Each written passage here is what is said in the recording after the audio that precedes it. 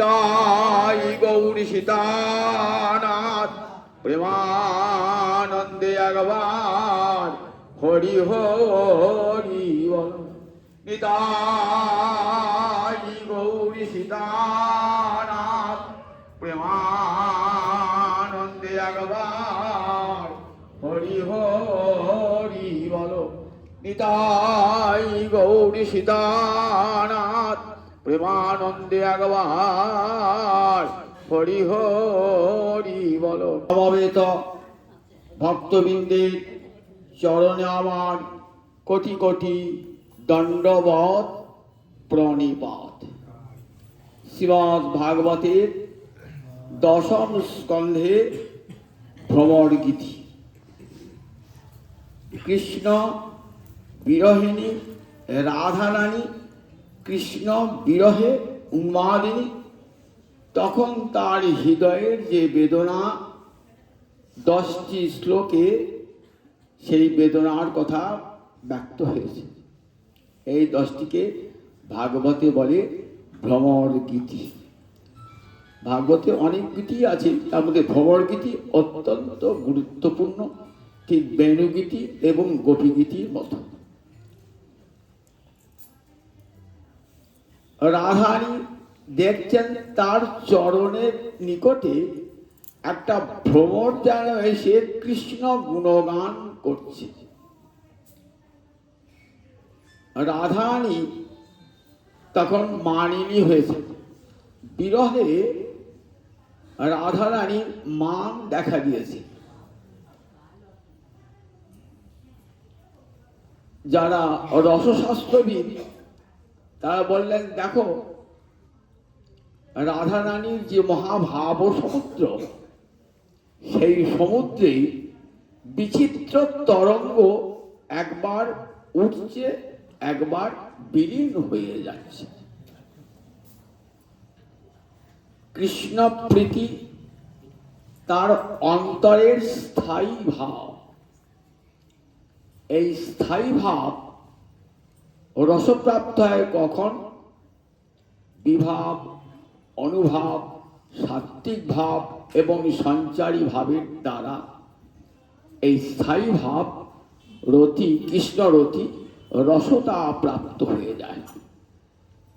রসে সারস চমৎকার জং বিনানু রস রস।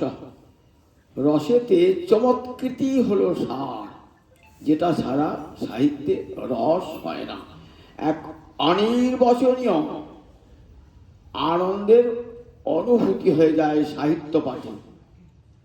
তাকে রসশাস্ত্রবিদ্যা তার নাম দিয়েছেন রস। শ্রীমদ্ ভাগবত উত্তম ধ্বনি কাব্য। ধ্বনির আত্মা কাব্যস্য। আনন্দবর্ধন তার ধন্যালোকে বললেন, ধ্বনি হলো কাব্যের আত্মা। যেখানে বাহ্য অর্থ অপেক্ষাও যেন অন্য একটা অর্থ অপেক্ষা করছে, এমনই কাব্য থাকে ধ্বনিতে। আর রাধারানী দেখুন, এই যে সপ্তম শ্লোকটি, ষষ্ঠ এবং সপ্তম শ্লোকটি, রাধারানী কৃষ্ণ নিন্দা করছে। বাইরে শুনে মনে হবে রাধারানী বুঝি কৃষ্ণ নিন্দা করছে, কিন্তু রাধারানীর শ্রীমুখে কখনো কি কৃষ্ণ নিন্দা বহির্গত হতে পারে? শিবানীর মুখে যেমন শিবের কখনো নিন্দা বার হতে পারে না, ঠিক তেমনি রাধারানীর শ্রীমুখ হতে কখনো কৃষ্ণ নিন্দা বার হতে পারে না। রসগোল্লা এই যে নিন্দাটাকে কি বলেছেন? বলেছেন এটি একটি অলঙ্কার। কি অলঙ্কার? ব্যাজস্তুতি অলঙ্কার। অলঙ্কার দুপ্রকার, শব্দালঙ্কার আর অর্থালঙ্কার। এটি অর্থালঙ্কারের মধ্যে পড়ে। ব্যাজস্তুতি অলঙ্কার কাকে বলে? যখন নিন্দাচ্ছলে প্রশংসা করা হয়। অলঙ্কার কাব্যে কাব্যদেহকে সাজাবার জন্য অলঙ্কার থাকে।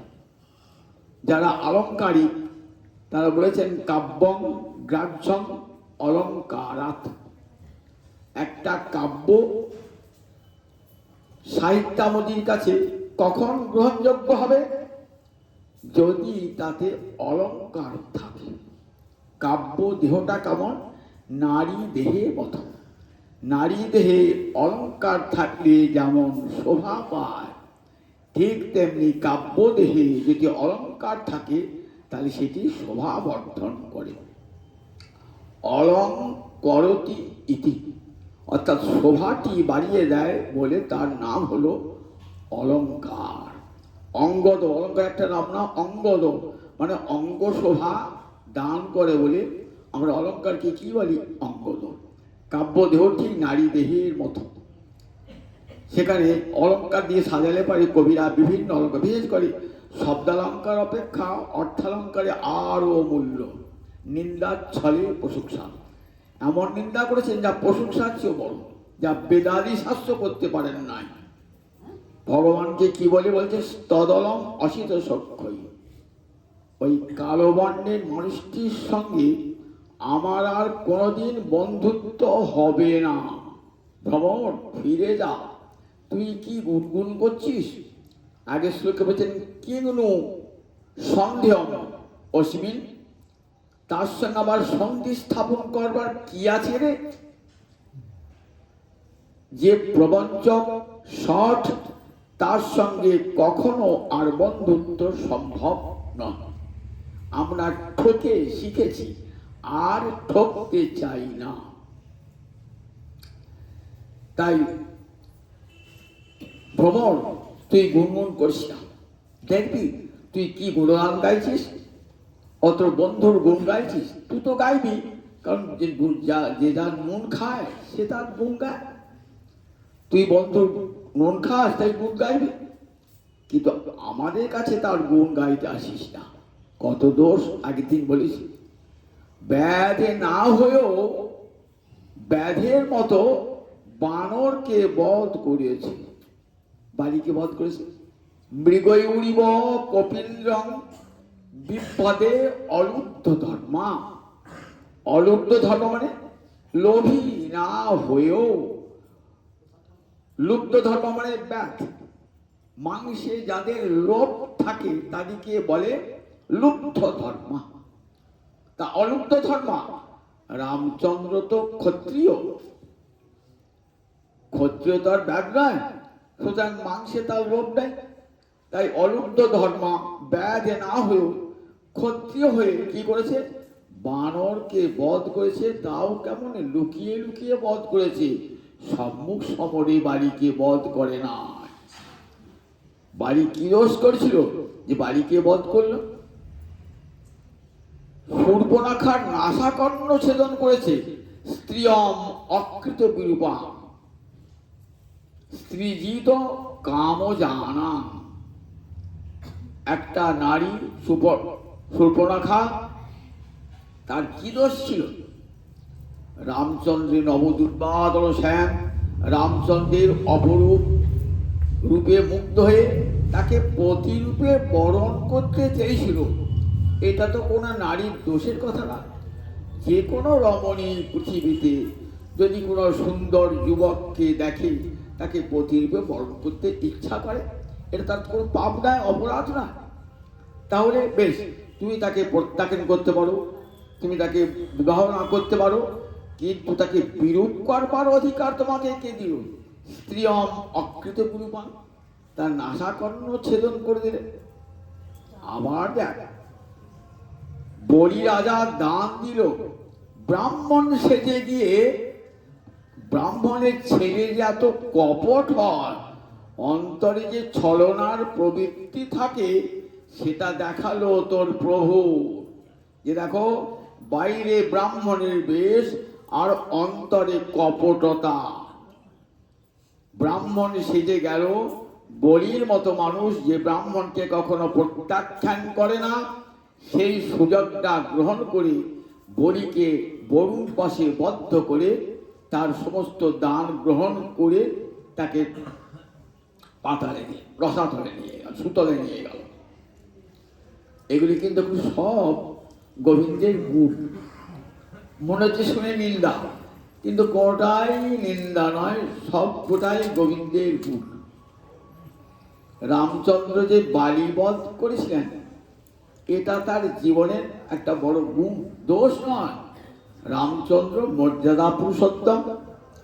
বালি তার ভ্রাতা সুগ্রীবের পত্নী রুমাকে অপহরণ করেছিল। রাজা হয়ে রামচন্দ্রের কর্তব্যই ছিল তাকে বধ করা। যদি না করতেন তাহলে রাজধর্ম ক্ষুণ্ণ হতো। রাজার কর্তব্য রাজধর্মকে রক্ষা করা সর্বথা। যদি রাজা রাজধর্ম রক্ষা করতে না পারে তাহলে রাজার সেটা দোষ। কাজে বালিকে হত্যা করেছিল, এটা রামচন্দ্রের দোষ নয়, গুণ। কত বড় প্রশংসা হয়ে গেল। শূর্পণখা আর নাসাকর্ণ ছেদন, এটাও রামচন্দ্রের গুণ। কেন? রামচন্দ্র শূর্পণখাকে ওই নাসাকর্ণ লক্ষণের দ্বারা নাসাকর্ণ ছেদন করে জানিয়ে দিলেন যে শূর্পণখা, তোমার প্রার্থনা আমি গ্রহণ করেছি। আমি তো ভক্তবাঞ্ছা কল্পতরু, কিন্তু রাম অবতারে তোমাকে পত্নী রূপে গ্রহণ করতে পারবো না। আমি তোমাকে কৃষ্ণ অবতারে যখন বহুবল্লভ হয়ে আসবো তখন তোমাকে পত্নী রূপে গ্রহণ করবো। কুব্জা হয়ে এসেছেন, এটাও রামচন্দ্রের গুণ। আবার বলিমপি বলিমত্বা বেষ্টা ধ্যাঙ্কবজ্জ, আবার বলির সমস্ত রাজ্য কেড়ে নিয়ে বলিকে যে সুতলে পাঠালেন, বলেন এটাও গোবিন্দের গুণ।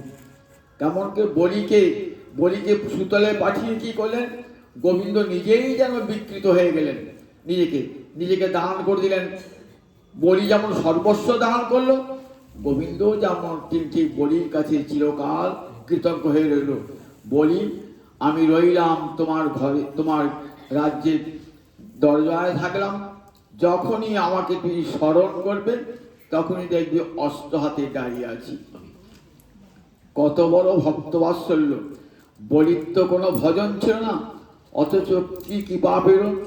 যে চরণ লক্ষ্যে পায় নাই সেই চরণ বলি মাথায় পেয়েছিল।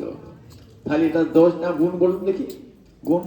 তাহলে নিন্দার ছলে এত বড় প্রশংসা হলো, যে প্রশংসাটা বেদাদি শাস্ত্র করতে পারেন না। তখন ভ্রমর বলছে যে তুমি তো আর কেবল নিন্দাই করে যাচ্ছ, তার কথা ত্যাগ করো না। যে লোকটাকে ভালো লাগে না, পছন্দ হয় না, যার সব গুণ, অন্য কথা বলো। ওই কৃষ্ণের কথা বল না, অন্য কথা বলো। কি বললি ভ্রমর? কৃষ্ণ কথা ত্যাগ করতে বলছিস? শোন, তার সঙ্গে বন্ধুত্ব স্থাপন না হতে পারে দুস্তত কথা, তার কথা আমরা কোনোদিনই ত্যাগ করতে পারবো না। জানিস তো আমরা বেঁচে আছি কেন? ওই তার কথাই আমাদেরকে বাঁচিয়ে রেখেছে। তব কথা অমৃতং তপ্ত জীবনং কবিভীরিতং কল্মষাপহম শ্রবণ মঙ্গলং শ্রীমদাততং কল্পসাপহং কবি ভুবি গিনন্তি তে ভুরিদা জনম। গোপীগীতে গোপীরা কাঁদছেন, তব কথামৃতং তপ্ত জীবনম। হে গোবিন্দ, তোমার কথা অমৃত তুল্য। কোন অমৃত? স্বর্গে এক প্রকার অমৃত পাওয়া যায়, সেই অমৃত? বললেন না, স্বর্গের অমৃত খেয়ে কি হয়? ভোগে উন্মাদনা বৃদ্ধি প্রাপ্ত হয়। স্বর্গের দেবতারা অমৃত পান করে, তার ফলে কি হয়? ইন্দ্রিয় আরো শক্তিশালী হয়, দীর্ঘ জীবন লাভ হয়, যৌবন দীর্ঘস্থায়ী হয়, ফলে তাদের ভোগের উন্মাদনা বৃদ্ধি প্রাপ্ত হয়। এই ভোগময় জীবন বড় বেদনাময় জীবন।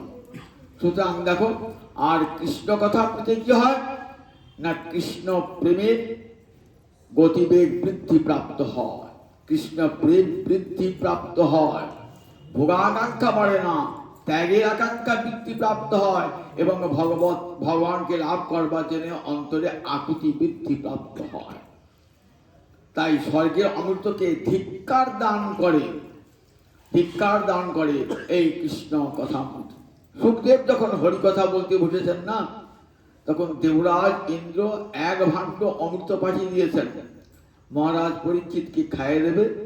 তাহলে মহারাজ পরীক্ষিত আর সর্বদংশনে মৃত্যু হবে না, আর ওই কৃষ্ণ কথামৃত নিয়ে চলো স্বর্গলোকে। সমস্ত শত্রুবৃন্দ বলেন, না, আমরা স্বর্গের অমৃত পান করবার জন্য আজ এখানে সমবেত হই নাই। আমরা কৃষ্ণ কথামৃত সুখমুখ নিশ্চিত কৃষ্ণ কথামৃত শোনবার জন্য আমরা এখানে এসেছি। ক কাচ ক মণির মহান, কোথায় কাচ আর কোথায় মণি? স্বর্গের সুধা কাচ আর কৃষ্ণ কথা মণি, দুটো তুলনা হয় নাকি? তাই ফিরে নিয়ে যাও, ও হে দেবদূত, তোমার অমৃত ফিরে দাও। তাহলে স্বর্গের অমৃতকে ধিক্কার দান করে। তাই তব কথামৃত তত্ত্ব জীবন, তোমার কথামৃত কাকে বাঁচায়? সংসারে জ্বালায়, ত্রিবিধ জ্বালায়, যারা ত্রিবিধ তাপে যাদের চিত্ত তপ্ত হয়ে গেছে, আধ্যাত্মিক, আধি দৈবিক, আধি ভৌতিক, এই ত্রিবিধ তাপে যাদের চিত্ত তপ্ত, তপ্তানি জীবয়তি ইতি তপ্ত জীবনম, যারা তপ্ত সবসময় জ্বলে মরছে, তাদের জীবন স্বরূপ তোমার কথা। তপ্ত জীবন তাপিতানাং জীবন। একটু কৃষ্ণ কথা শুনলে হৃদয়টা জুড়িয়ে যায়। কত সংসারে দুঃখ বেদনা, সেখান থেকে নিষ্কৃতি পাওয়া যায়। 1 ঘন্টা বসেও যদি কৃষ্ণ কথা শুনি, তাহলে সংসারের জ্বালা অনেকটাই জুড়িয়ে যায়। তপ্ত কবি বিদিতং, জগতে সমস্ত কবি যারা, পণ্ডিত যারা, বিদ্বান যারা, ক্রান্তদর্শী যারা, সত্যকে, জীবনের পরম সত্যকে যারা দর্শন করছেন, তাই তো কবি। কবি ইদিতং, ইর মানে ইদ্ধাত প্রশংসা করা। কবিরা সব শাস্ত্রে প্রশংসা করেছেন, বেদের ঋষিরা তোমার কথারই প্রশংসা করেছেন। কবি বিদিতং কল্মষাপহম, কল্ম মানে কৃষ্ণ কথা শুনলে সমস্ত পাপ ধ্বংস হয়ে যায়। সমস্ত প্রারব্ধ অপ্রারব্ধ যত পাপ আছে, সমস্ত পাপ ধ্বংস হয়ে যায় কৃষ্ণ কথা শ্রবণে। শ্রবণ মঙ্গলম, জগতে আর কোন কথা আছে শুনলে মঙ্গল হয়? অন্য কথা শুনলে, অন্য শাস্ত্রের কথা শুনলে মঙ্গল হয় না, তাকে জীবনে রূপ দান করতে হয়, তবে মঙ্গল হয়। আর হরিকথা শুনলে, এই হরিকথার সঙ্গে জগতের অন্য শাস্ত্র কথার পার্থক্য আছে। হরিকথা শুনলেই মঙ্গল, কেন? জীবের স্বরূপ জেগে ওঠে। আমি যে নিত্যকালীন কৃষ্ণ দাস, কৃষ্ণ সেবাই যে আমার জীবনের একমাত্র কর্তব্য, এই বোধটা শুনতে শুনতেই জেগে ওঠে। তাই এত বড় মঙ্গল জগতে আর কোন শাস্ত্র করতে পারে না। তাই শ্রবণ মঙ্গলম। শ্রীমদ বলেন, যত স্ত্রী সৌন্দর্য কোথায় আছে? একমাত্র হরিকথাতে। শ্রীদেবী কোথায় থাকেন? যেখানে তার প্রতি নারায়ণের কথা হয়, সেখানে তো লক্ষ্মী বসতি। যেখানে পরনিন্দা পরচর্চা হয়, সেখানে লক্ষ্মী যায় নাকি? যেখানে নারায়ণের কথা, গোবিন্দের কথা, সেখানে শ্রীদেবী সব সময় বিদ্যমান। ভুবি আতত বলেন, কৃষ্ণ কথা গোবিন্দ যখন অন্তর্ধান করেন না, তখন বললে আমি ভাগবতের মধ্যে রয়ে গেলাম, আমি কথার মধ্যে রয়ে গেলাম। যেখানে আমার কথা হবে, সেখানে আমার লীলা প্রকট হয়ে উঠবে। কৃষ্ণ কথা যেখানে, কৃষ্ণ লীলা যেখানে, কৃষ্ণ প্রকট সেখানে। তাহলে ভুবি আতত ছড়ানো সর্বত্র শরীরের ভুবি আতত, ভুবি ছড়ানো রয়েছে। কারা জগতে দান করেন? ভুরিদা। যারা দান করেন তারা ভুরিদা। ভুরি মানে প্রচুর, প্রচুর দান করেন বলে ভুরিদা। ভুরিদা জনা বলে না, ভুরি ভুরি খাবার আসছে, ভুরি মানে প্রচুর। ভুরিদা, ভুরি দান করে যান। কারা করেছেন? বলেন, দেখো, ব্যাস করেছেন, বাল্মীকি করেছেন, সুখ করেছেন, সুত গোস্বামীপাদ করেছেন। এরা জগৎকে দানে ধন্য করে গিয়েছেন। তাহলে হরি কথা বলছেন। তাই রাধারানী বলছেন তাকে ত্যাগ করতে পারি, দুস্তজ তৎকথার্থ, তার কথাকে কখনো ত্যাগ করতে পারি না, তার কথার জন্যই বেঁচে আছি। রূপ গোস্বাই পার তার স্তবমালা আছে। রূপ গোস্বামী বড় কবি ছিলেন, তো অনেক গ্রন্থ লিখেছেন রূপ গোস্বামী, সনাতনের চেয়েও বেশি গ্রন্থ লিখেছেন রূপ গোস্বাই পার।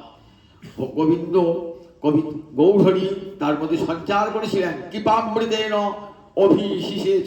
রূপ শিক্ষায় বলেছি, আপনাদের শুনেছি, কৃপামৃতেন অভিশিষেচ, মানে কৃপামৃতের দ্বারা অভিষিক্ত করেছিলেন তাকে রূপাঞ্চ সনাতনাঞ্চ, রূপ এবং সনাতন গোস্বাই বাদ। তাই রূপের কবিত্ব একবার যেন অপূর্ব রূপের কবিত্ব, রূপের কবিত্ব। সেই রূপ স্তবমালায় বলছেন যে হরিকথা কেমন, তব কথা পীযুষ কল্লোলিনী। পীযুষ মানে অমৃত, কল্লোলিনী মানে নদী, কল্লোল মানে ঢেউ, ঢেউ যাতে দেয় তাকে কি বলে, কল্লোলিনী মানে তরঙ্গিনী। তাহলে তব কথা, হে গোবিন্দ তোমার কথা অমৃতের তরঙ্গিনী, তব কথা পীযুষ কল্লোলিনী। নদী যখন বয়ে যায় তখন কি হয়, দুপাশের গাছপালা আপনামি পড়ে যায়, দুপাশে গাছপালা পড়ে যায় না। মূলত খাত বিধায়িনী ভবতর, যখন হরিকথা রূপ নদী বয়ে যায়, দুপাশের সংসার ভবতর, অর্থাৎ ভক্তের কাছে যে সংসার আপদ হয়ে দাঁড়িয়েছে, সেই সংসার কি হয়, ওই বৃক্ষ যেমন পড়ে যায় ধস ধস করে, জলে যখন ধার ধুয়ে দেয় ওই ধারে, দেখবে মূলত খাত বিধায়িনী ভবতর, বলে সংসার তরুকে উৎখাত করে দেয়। মূলত খাত বিধায়িনী, ভক্তের আর সংসার থাকে না, মূলত খাত বিধায়িনী ভবতর। কৃষ্ণান্ন তৃষ্ণা ক্ষয়া, আর সেই জল যারা একবার পান করে না, তাদের কৃষ্ণ তৃষ্ণা বেড়ে বেড়ে যায়। পিব পিব বলি ডাকে, কেবল পান করে ইচ্ছা হয়। কৃষ্ণ তৃষ্ণা, অন্য তৃষ্ণা থাকে না। তারা বলে আমরা অন্য কথা শুনবো না, একমাত্র কৃষ্ণ কথাই শুনবো।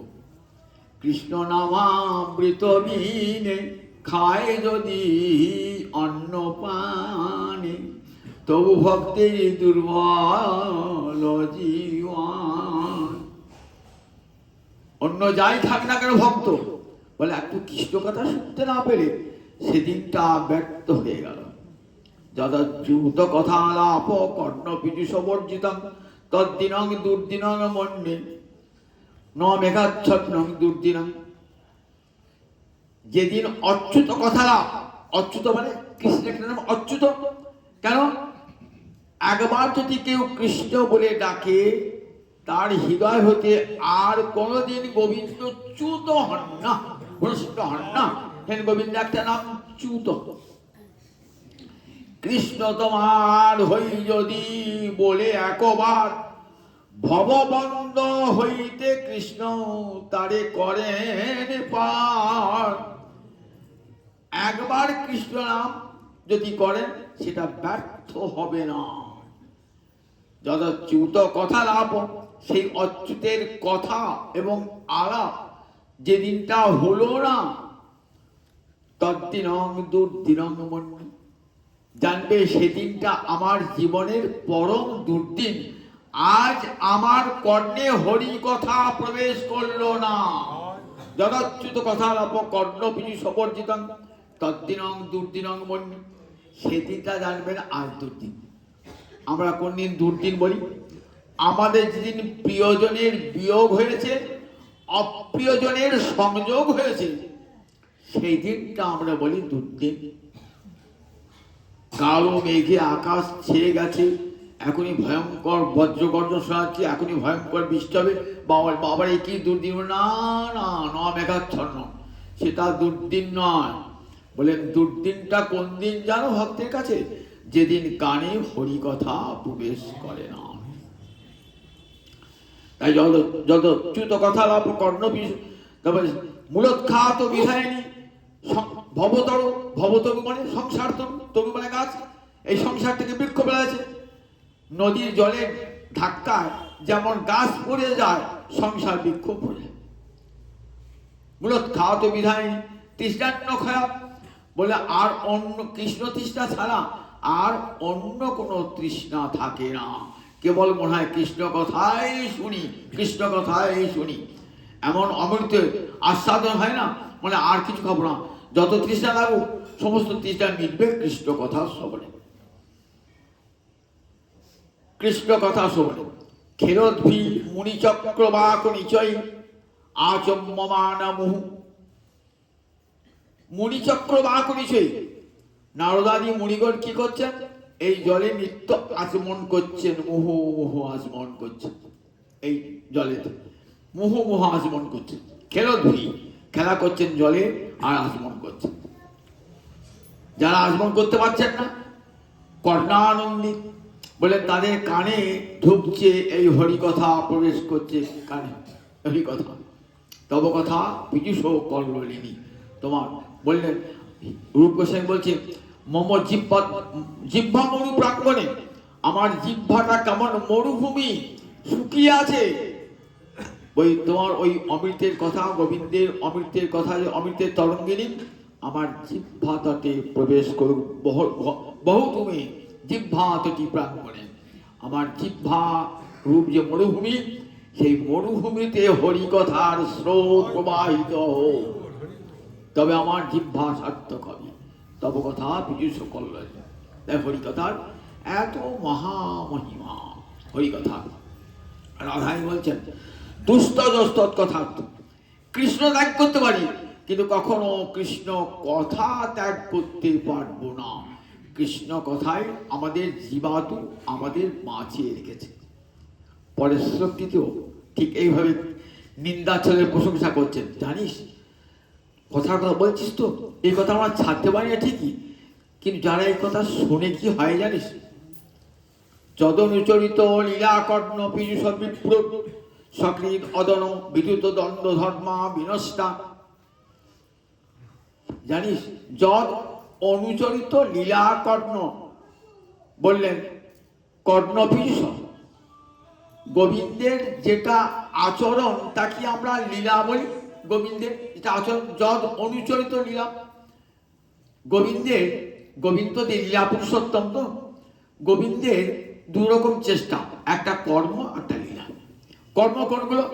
অসুর মারণ, কংসবধ, অসুর মারণ, ধর্ম সংস্থাপন, যুগে ধর্মকে সংস্থাপন করি যুগে যুগে, এইসব যে কাজগুলো অসুর কংসবধ, অঘাসুরবধ, বকাসুরবধ বলে, এগুলো ভগবানের কর্ম।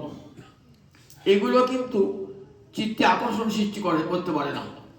কিন্তু লীলা কথা যখন হয়, কোন লীলা? মাখন চুরি লীলা, ঝুলন লীলা, দোল লীলা, এগুলি নরবধ লীলা, তো নরবধ চেষ্টা, তো এগুলিকে লীলা বলে। মানে উদ্দেশ্যবিহীন ভাবে ভক্তচিন্তকে আনন্দন করবার জন্য যা করা তাকে বলে লীলা, খেলা ভগবানের, কোনো উদ্দেশ্য নাই, শুধু আনন্দ পাবার উদ্দেশ্যে ভগবানের খেলা খেলছেন।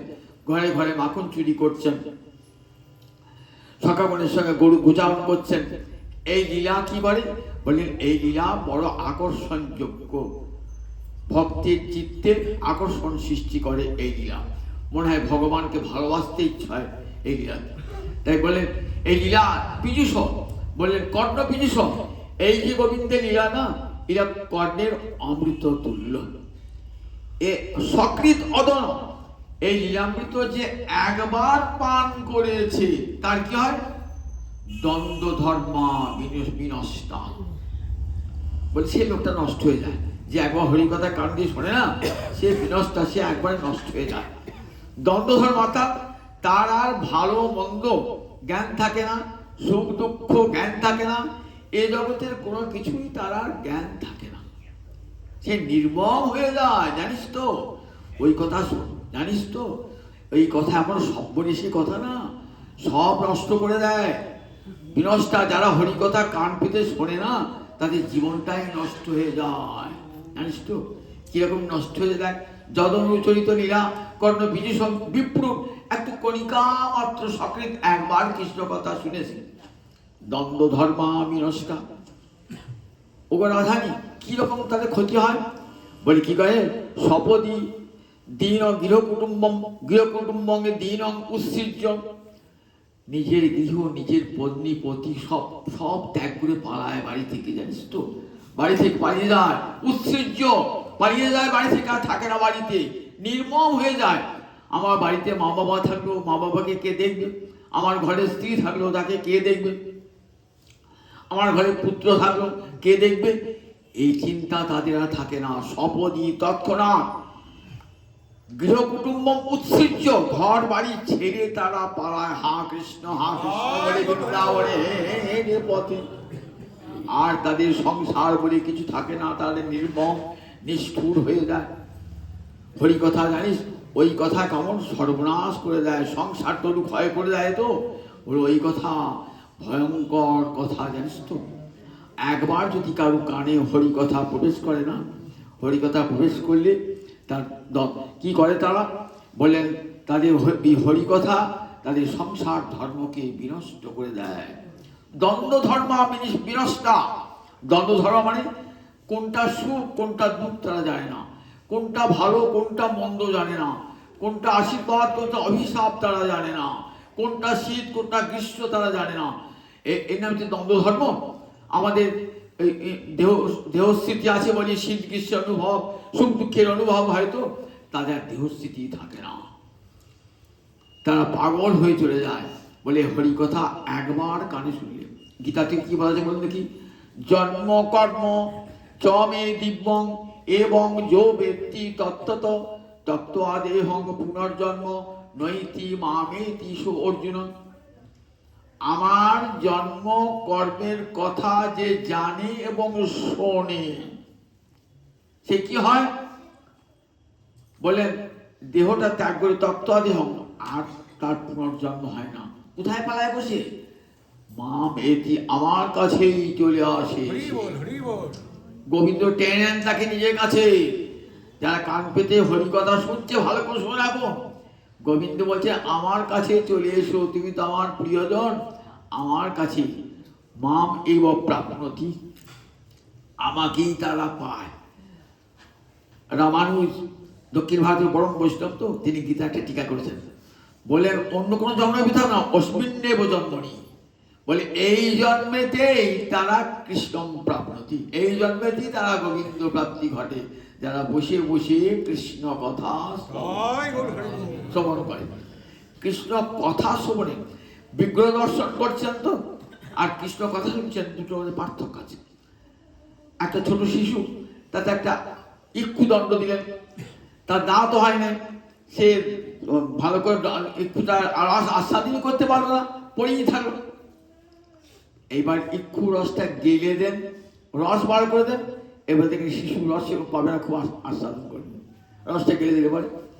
ঠিক তেমনি ভগবানকে বিগ্রহ দর্শন করছেন তো, আর যখন তার লীলা কথা শুনছেন, তখন তার রসটি গলে গলে গলে গলে রস করছে, তখন কি আনন্দ হয় বলেন দেখি। একবার একটা গল্প শোনায়।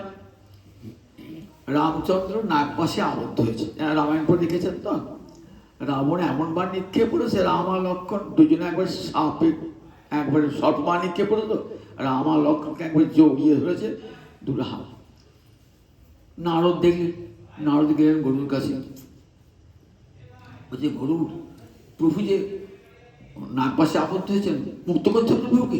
হ্যাঁ বলে সঙ্গে সঙ্গে গরু ছুটছে, গরুর যে গেলেন না, সঙ্গে সঙ্গে নাগপাশ থেকে মুক্ত হয়ে গেলেন। মুক্ত হয়ে মাঠে গরুরের মনে খুব সন্দেহ দেখা দিল, যার নাম করলে পরে ভববন্ধন মুক্ত হওয়া যায়, আর সে আমার প্রভুকে নাগপাশে বন্ধন করলো। মনের মধ্যে একটা সন্দেহ মোহ দেখা দিল। মহাদেবকে সে বলছে, মহাদেব এই কিরম দেখলাম। গরু এসে বলছে, মহাদেব বলছে, জানো এটা কৃপা, শোনো গরু, এটা তোমার প্রতি কৃপা। আমি তোকে বুঝিয়ে বলতে পারতাম, কিন্তু আমার অনেক কাজ আছে, বলতে পারবো না। তুমি যাও ভূষণ্ডির কাকের কাছে। ভূষণ্ডি কাক, ভূষণ্ডি কাক কোথায় আছে? নীলগিরি পর্বতে বসে বসে রাম কথা বলছে। ভূষণ্ডির কাক, ও বৃদ্ধ কাক, কাক ভূষণ্ডির কাক রাম কথা বলছে। কোথায় থাকে? নীলগিরি পর্বতে। গেলেন গরু, যাচ্ছেন তো দেখছেন একটা বৃদ্ধ কাক, ভূষণজির কাক, সেই গাছতলায় একটি বড় বৃহৎ বটবৃক্ষের তলায় বসে সে রাম কথা বলে চলেছে। আর কত বৃদ্ধ পাখি, সব পাখিরা বসে শুনছে হরিকথা। যতদূর পর্যন্ত হরিকথার সব যাচ্ছে না, ততদূর পর্যন্ত সব আর কোনো মায়া মোহ থাকছে না, সব যাচ্ছে। যখন প্রবেশ করছে না গরু, তখন দেখছে রামচন্দ্রের প্রতি তার যে মোহটা জন্মেছিল না, যে সন্দেহটা কোথায় কেটে গেল আস্তে আস্তে আস্তে। অবাক হয়ে শুনছেন, মুখে রাম কথা শুনছেন গরু। অনেকক্ষণ শোনার পর বলছেন যে আমি তো দেখো গোবিন্দকে পিঠে বয়ে বেড়াই। গরুর বলছেন, কিন্তু পিঠে বয়ে বেড়িয়ে আনন্দ পাই না, আজ তোমার মুখে হরিকথা শুনে কি আনন্দ পেলাম। তাই ভগবানের কাছে থাকলে আনন্দ পাওয়া যাবে না, হরিকথায় যে আনন্দ, হরিকথায় যে আনন্দ, সেটা হরির কাছে থাকলেও পাওয়া যায় না। কথা আস্বাদন। তাই কৃষ্ণ কথার এমন মহামহিমা। ধ্রুব, তুমি আমাকে তো বলছে না, ভাবলেন অনেক কিছু নেবে ধ্রুব। ধ্রুব বললেন, না প্রভু, কোনো বরই চাই না, ধর্ম অর্থ কাম মোক্ষ যা চাই বলে দেবো। বলে, ওসব প্রভু আমার পশ্চাৎ পশ্চাৎ ঘুরছে, ধর্ম অর্থ কাম মোক্ষ, তোমার কথা বললি আপনি আসবে। তা বলে কি নেবে তুমি? ভক্তি মুহু প্রবহতাং তৈমে প্রসম ভুয়াদ অনন্ত মোহতাং অমলাশয়ানা।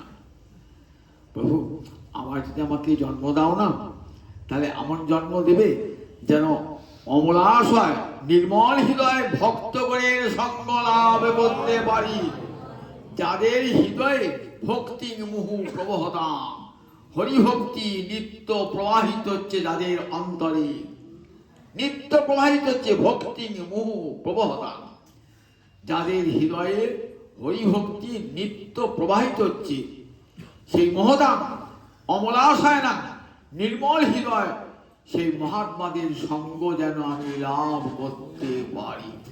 তাদের কাছে বসে বসে তোমার কথা কান পেতে শুনবো, তোমার কথা শোনার যে কি আনন্দ, সেটাকে বললেন এই মোক্ষ পক্ষ কিছুই চাই না, ধর্ম অর্থ কাম মুক্তি কিছুই চাই না, ভগবত গুণ কথামৃত পানবত্ত, তোমার গুণ কথামৃত পান করে আমি পাগল হয়ে যাই যেন প্রভু, আর কিছু চাই না। প্রহ্লাদ বলেছেন, প্রভু সংসার সমুদ্র পার হওয়ার চিন্তা আমি করি না, তোমার গুণগান করতে করতে কখন যে সংসার সমুদ্র পার হয়ে যাবে জানতেই পারবো না। যেমন গোষ্পদ পার হয়ে যায়, রাস্তায় যাচ্ছেন তো কত দেখবেন, গোষ্পদ কাকে বলে দেখবেন, পাড়া গায়ে গরু চলে তো, বর্ষাকালে যে জল পড়েছে, এবার গরুর খুর পড়েছে, খাল হয়ে গেছে, সে খালে জল পড়ে, আপনি কথা বলতে যাচ্ছেন বন্ধুর সঙ্গে, তো দেখলেন কত গোষ্পদ পার হয়ে গেলেন। বললেন এই ভব সমুদ্র গোষ্পদ হয়ে যায়, কৃষ্ণ কথা বলতে বলতে পার হয়ে গেলেন, একটা সমুদ্র নয়, কত সমুদ্র পার হয়ে চলে গেলেন। এই হরিকথার এত মহামহিমা। তাই বলছেন, দেখ তারা কি করে, তারা সংসার ত্যাগ করে চলে যায়, সপদি গৃহ দিন ও গৃহ কুটুম্বম উৎসৃজ্য। বিশ্বাস চক্রবর্তী বলছেন, দেখো তারা এমন যে পিতামাতাকে তারা ভালোবাসে, সেই পিতামাতাকে পরিত্যাগ করে। ওই হরিকথা শুনো না, শুনলে কি হয় জানো, একটা ধার্মিক যে যাগযজ্ঞ করছো না, সে আর যাগযজ্ঞ করবে না, ধর্মের প্রতি নিষ্ঠা হারাবে। ওই যাগযজ্ঞ করে কি হবে, বসে হরিকথা শুনে, সে আর ধর্মকর্ম করবে না। ধনী ব্যক্তি যদি শোনে, সত্যিকারে শোনে, আর ধনের প্রতি স্পৃহা থাকবে না। পতি যদি শোনে, স্ত্রীকে ভালোবাসতে পারবে না, স্ত্রী যদি শোনে, পতিকে ভালোবাসতে পারবে না। তাহলে ধর্ম অর্থ কাম্যক্ষ সব বিষয় ব্যক্তির বিষয়ে আকর্ষণ থাকবে না। হরিকথার এমন মহামহিমা, তারা কি করে জানে, সব ছেড়ে দেয়, সব ছেড়ে তারা কি করে বলে, পিতা মাতার সবাইকে ছাড়লো তো একবার ভাবলো না, আমি একমাত্র তার উপার্জনকারী ছেলে, আমি সংসার চলে, আমার বাবা মা কেমন করে খাবে, আমার স্ত্রী কেমন করে খাবে, আমার ছেলেটা কেমন করে খাবে, ভাবে না। সে কাঁদতে কাঁদতে ছোটে, কোথায় আছে রে, এই বৃন্দাবনেই চলে আসে, তারা বৃন্দাবনে চলে আসে। এসে কি করে, বা তাদের নিজের সুখ হতো, জানতাম যে হ্যাঁ পিতা মাতাকে কাঁদিয়ে এসছে, পত্নীকে পুত্রকে কাঁদিয়েছে, নিজের তো সুখ হবে, নিজেরও সুখ হয় না। কি জানিস তো, দিনা বিহঙ্গাইব, দিন পাখির মতো মধু মাধু করি করে বৃন্দাবনের পথে পথে হা কৃষ্ণ বলে কেঁদে কেঁদে বেড়ায়, কেঁদে কেঁদে বেড়ায়। দিনা ভিক্ষুচর্যাং চরন্তি, ভিক্ষা করে তারা বৃন্দাবনে এসে মাধুকরী করে। ওই দিন বিহঙ্গের মতো, বিহঙ্গ যেমন ঠোঁটে করে যদি খাবার পায় সেইটুকু একবার গ্রহণ করে এমনি করে ভিক্ষুচর্যাং চরতি বৃন্দাবনে গিয়ে। তাই হরিকথা শোনো না, হরিকথা শুনলেই কিন্তু এই সর্বনাশটি হয়। রাধা নিজেই বলেছেন না, রাধানি একটি গানে আক্ষেপ করে বলছেন, দেখো আমারও কলঙ্ক যত গানে করে ভাগবত ফুকারত বেদ পুরাণ। জানিস সখী, আমি একদিন দেখলাম এক জায়গায় বেদ পাঠ হচ্ছে, তা আমি শুনতে গেলাম, চল শুনি গা।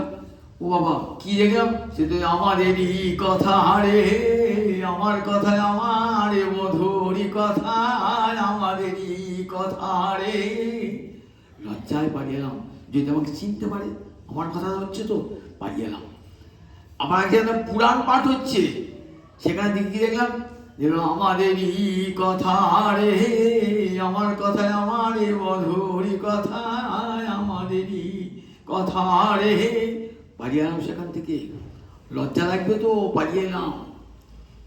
আবার দেখলাম এক জায়গায় একটা বৃদ্ধ বৃক্ষতলে বসে বসে কি মনে মনে জপ করছে, মালা জপ করছে। আমি আর কি বলছি ভিতরে দেখি, দেখো এই আমাদেরই কথা রে, আমার কথায় আমার মধুর কথায় আমাদেরই কথা রে। হরে কৃষ্ণ কৃষ্ণ কৃষ্ণ হরে হরে, হরে রাম রাম রাম হরে হরে। কৃষ্ণ কথা রাধানি কথা বলছে। তখন আমি কি করলাম জানিস, আমি ওই বৃদ্ধের হৃদয় মাঝে প্রবেশ করলাম। হৃদয় মাঝে প্রবেশ করে কি দেখলাম, গোবিন্দ দাঁড়ায় আছে রে, হৃদয় কদম্ব বলে দাঁড়ায় আছে রে। যে মালা জপ করছে তার হৃদয় কদম্ব বলে দাঁড়ায় আছে রে, আমার বন্ধু প্রাণনাথ দাঁড়িয়ে রয়েছে। তখন আমি কি করলাম জানি, আমি বামে গিয়ে দাঁড়ালাম, আমার মধুর অঙ্গে অঙ্গ দিয়ে বামে গিয়ে দাঁড়ালাম। আবার জানিস, একটা গুরুদেব শিষ্যকে মন্ত্র দিচ্ছে, কানে কানে কি বলছে, মেয়ে যাই কি বলছে, সে আমাদেরই কথা রে, আমার কথায় আমার মধুরী কথায় আমাদেরই কথা রে। বেদ পুরাণ গুরু শিষ্য মন্ত্র দিচ্ছে, সর্বত্র বৃদ্ধ হরিনাম জপ করছে। তাই জানিস, আমি একটা অভিশাপ তো ঠিক করেছি। কি অভিশাপ তুমি রে? ললিতাভিষেক বলছে, আমার কথা কবে যে আমার মতো হবে সে, কহিলাম বসি বৃন্দাবনে, ওই কাঁদিতে হবে, আমি যেমন করে কাঁদিছি কাঁদিতে হবে। এই বৃন্দাবনে বসে হা কৃষ্ণ বলে বসে কাঁদিতে হবে। আমার কথা কবে যে আমার মতো হবে সে, কহিলাম আমি বসি বৃন্দাবনে। বসু রামানন্দ এই পদখানি লিখেছে, বলছেন দেবী কাউকে যদি অভিশাপ দাও নাও দাও, ওই আমায় দাও হে, ওই অভিশাপ আমায় দাও হে, ও হে দেবী এই অভিশাপে আমায় দাও হে, আমি যেন বসে কাঁদিতে পারি। হা গোবিন্দ দয়া করো বলে বসে কাঁদিতে পারি। তাই রাধারানী বলেছেন, আমার কথা কবে দি আমার মতো হবে সেই, কহিলাম বসি বৃন্দাবনে। কৃষ্ণ কথার এত মহামহিমা, কৃষ্ণ কথা। রাধারানী নিন্দাচ্ছলে দেখুন, কৃষ্ণ কথার নিন্দাতে এত প্রশংসা, এত বড় প্রশংসা আর অন্য কোনো কথা আছে? বেদ শতমুখও বলতে পারতেন না, রাধারানী মানিনী হয়ে কৃষ্ণ কথার নিন্দার মধ্য দিয়ে এমন প্রশংসা করেছেন যা চারি বেদও বলতে পারবে না। রাধারানী কথা কত মূল্যবান কথা রাধারানী। ভ্রমণগতিতে রয়েছে বলি তো 8টা বাজে চলুন, আর আমাকে তাই এখানে তো উঠিয়ে দেবে, এখানে সেই জয়নিতা হয়, জয়নিতা আমার আগে শোনাবো, আবার জয়নিতা।